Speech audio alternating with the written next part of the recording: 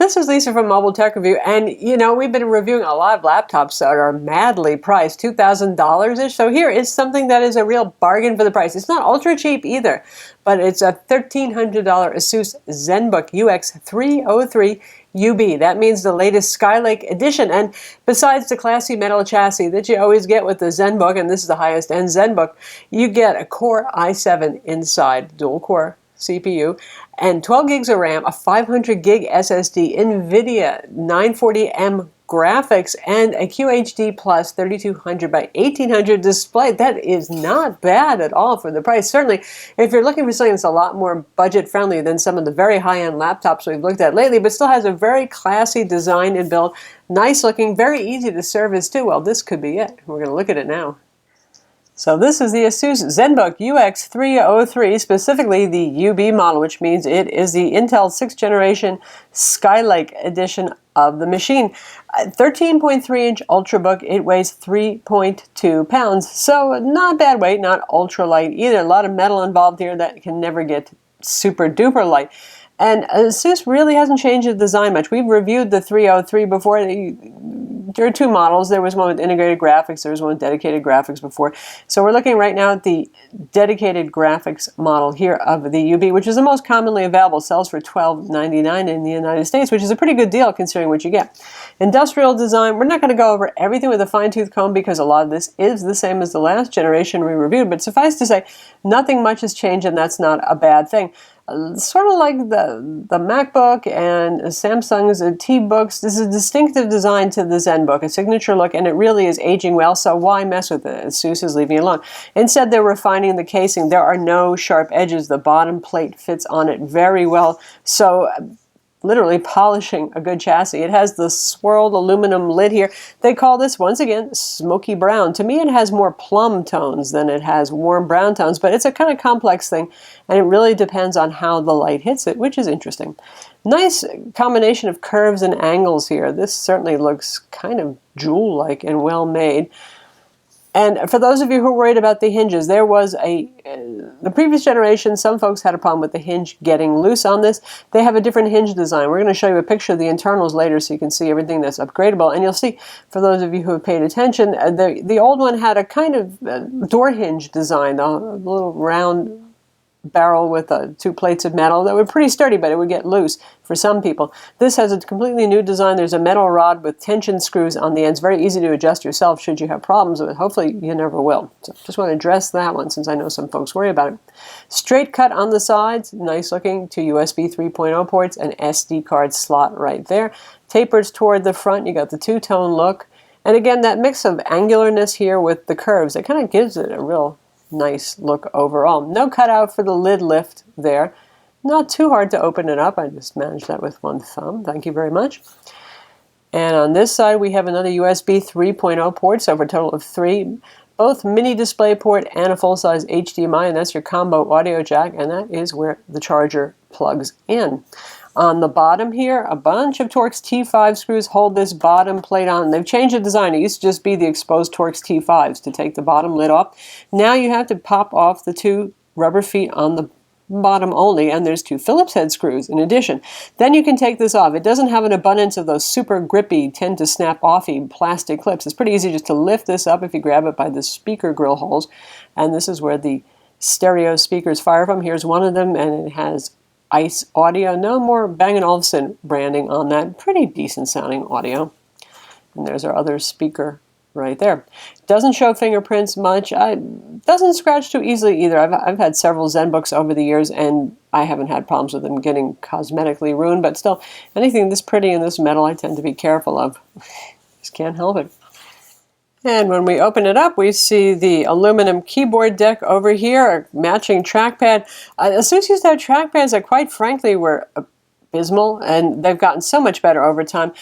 Which leads to another thing. This happens to be a Microsoft Signature Edition, and some of you are still confused what that means. That just means it's the same hardware you would get otherwise, but there's no bloatware, whether it's third-party bloatware or it is the manufacturer's own, because some manufacturers have way too much software, and Asus is guilty of that. They have their Asus cloud storage, they have their Splendid color utility, which offers you about 5 semi-atrocious color settings.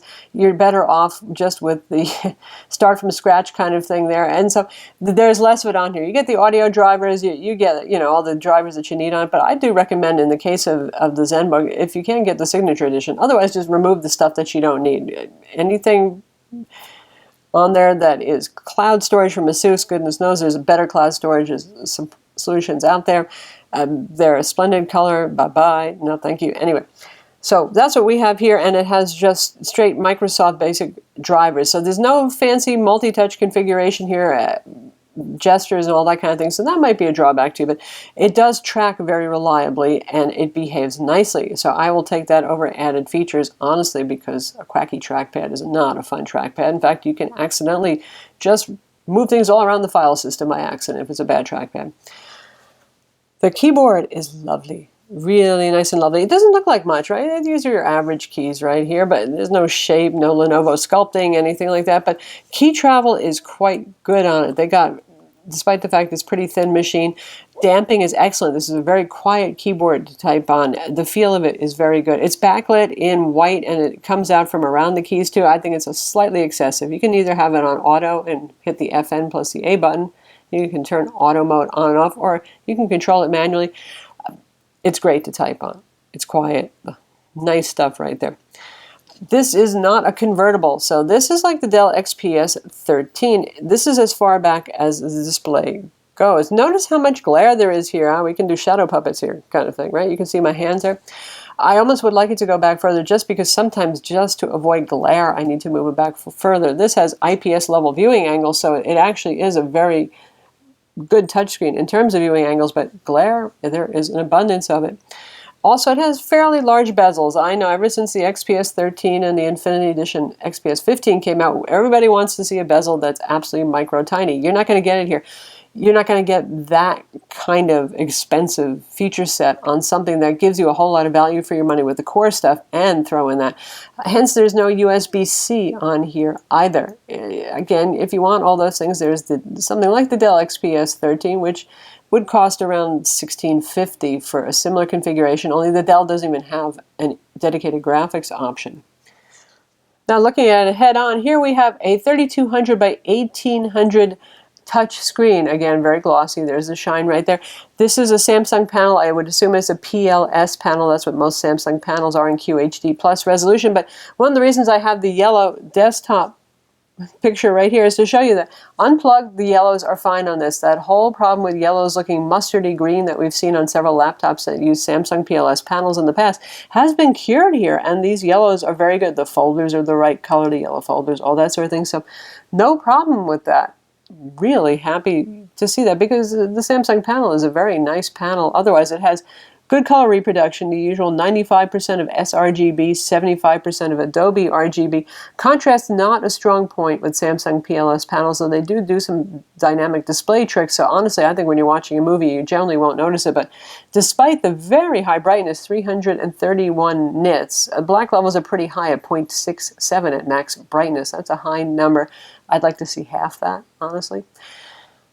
So contrast is below 500 to 1. Anyway, looking at it, you know, you don't look at this picture and say, boy, that's a muddy, no contrast picture, though. So specifications versus real life use are, you know, sometimes you get a different experience than you might expect. It's a nice panel.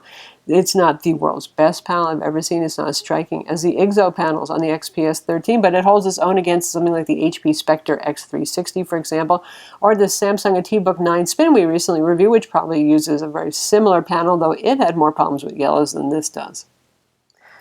And here for a yellow comparison, this is the Dell XPS with the higher resolution touchscreen option, and you can see how close on the yellows are. They're both very good displays. It's a little hard to tell in a video, but you can tell the contrast is higher on this sharp IGZO panel here. So speaking of the XPS 13, it is the more expensive competitor. You get some cutting edge stuff. That's what happens right here.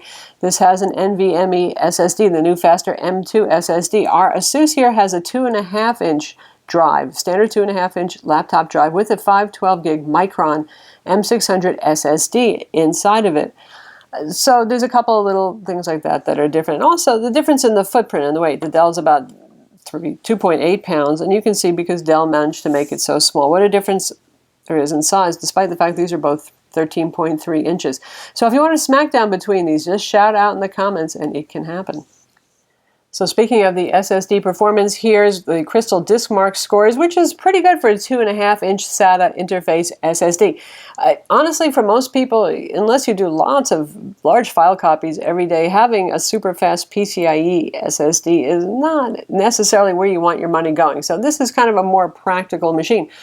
There you have scores there. Not as fast as, again, you know, the competition, but more than fast enough. And you get the benefit of an SSD where if you shake it around, you're not going to, you know, disturb it like you would a mechanical hard drive. Though in some markets, this may be available with a 2.5-inch HDD spinning hard drive instead. So how about performance? We have a dual-core 15-watt typical Ultrabook CPU, and here is a Core i7-6500U, as same CPU we've seen in several laptops we've reviewed lately, including the Samsung T-Book Spin, like I said, and the Lenovo X1 Yoga, the ThinkPad model. So right here, P2323 for our 3D Mark 11 score. That's performance mode test. Now that is a very good score there because this has the NVIDIA graphics. It's the 940M with 2 gigs of DDR3 VRAM. So it's certainly better than Intel HD 520 graphics, which is this can use Optimus to switch between them to save you power when you're not doing something graphically demanding. That's significantly faster than what you would get with HD graphics. So there's a big plus for you gamers, you video editors who need a little extra punch. This is going to give you a little lift to make Bioshock Infinite playable at 1920 by 1080 rather than seeming laggy. This is not for playing Far Cry 4 or Fallout 4 on high settings at 1080p resolution. It's not still a gaming laptop. So to put that number in perspective, with Intel HD 520 graphics, typically we see a score of around 1650, so that's an appreciable difference. And for the extreme score, this scored 741 compared to in the 400s for Intel HD 520 graphics. And for a PC Mark here, you can see our result, 2873, which is about par for the course, what we would expect to see from a Core i7 of this generation. The only thing that might help speed it up a little bit more would be an even faster SSD interface because PC Mark loves fast storage. But overall, respectable score, and you can see the temperatures are maintaining their chill, so to speak. And that's another thing. The ZenBooks used to be a bit toasty. I mean, you got a metal bottom on there, but we have a dual fan design inside, and this area right here will get toasty, but not burning hot. Nothing above human body temperature. The rest is worse warm. It's nearly silent. You almost never hear the fan on this. If you're just doing normal productivity work or streaming video, you're not going to hear the fan. It's really astoundingly silent. At first I thought, are the fans working? But when we ran benchmarks and played 3D games with this, like Bioshock Infinite, which we'll show you a little bit of, you can hear the fans. They don't get loud. When it's done, the fans ramp right back down. It's very effective cooling. Typically the CPUs are running around, if you're doing productivity work or streaming video, around 50 centigrade, well below the 100. That's the thermal ceiling, so that's fine.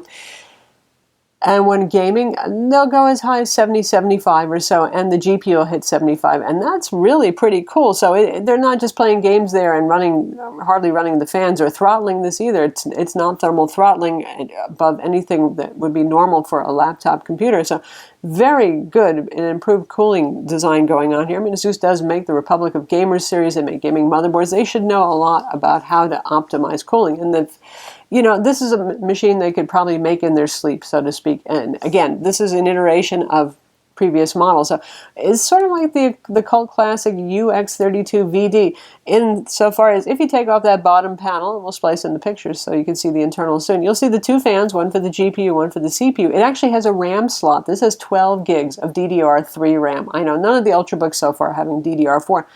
Despite the fact there's 4 soldered to the motherboard and 1 RAM slot with an 8 gig DIMM in it, they're managing dual channel. You no longer have to match your capacities to get dual channel for fast RAM performance. 2.5-inch SSD, very easy to replace. You can find those just about anywhere. The Wi-Fi card is your standard M2 SSD card, NGFF format, got the little 3 legs on it.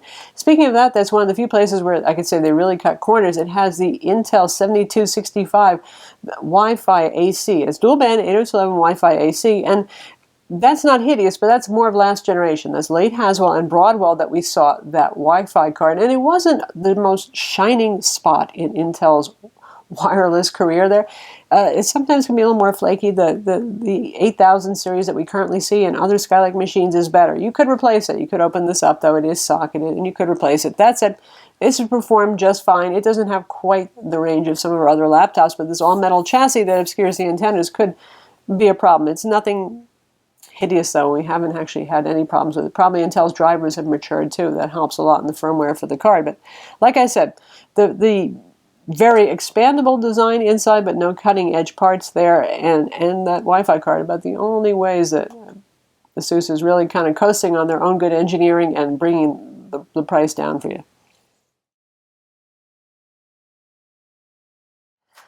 The laptop has Asus's usual charging brick right here. Some people complain it's big. I mean, it's not that bad. The good thing is it's 65 watt, not a 45 watt, so it'll charge the machine quicker. It has the long skinny cord here instead of the traditional two-part laptop cord, but Asus is making it longer than they used to in the old days when it was just way too short. 3-cell battery inside, 50 watt hour. Now, this is a pretty powerful machine. This is not going to, and a very high resolution display. This is not going to have super duper amazing battery life. Sort of like the Dell XPS 13 with the QHD display doesn't have the battery life of the 1080p non-touch. This guy runs about 6.5 hours when you're doing productivity, you're streaming video, that sort of thing. And because the display is so bright, to achieve our usual equivalent of about 100 to 150 nits brightness in our tests right there, the brightness is actually set pretty low. And no, I couldn't see any display flickering, and our camera obviously isn't picking any up. You're not seeing it either in this video. So decent battery life, not stellar, but then again, you got a Core i7, you got the big resolution on this display. You got a dedicated GPU that it switches into using whenever it needs it, so, you know, it's not going to have super duper amazing battery life. All right, and before we get into testing on Bioshock Infinite, and you can see our settings right here, mostly low settings, 1920 by 1080. Low, except for one setting on Ultra. And this is what GeForce Experience recommended in the game optimization. Yes, you can download and install GeForce Experience and keep the drivers up to date that way. That's nice. You don't need proprietary manufacturer drivers for this. Let's just talk about the rest of our benchmark results. W prime it computed pi in 16.1 seconds, pretty much standard for this Core i7 CPU.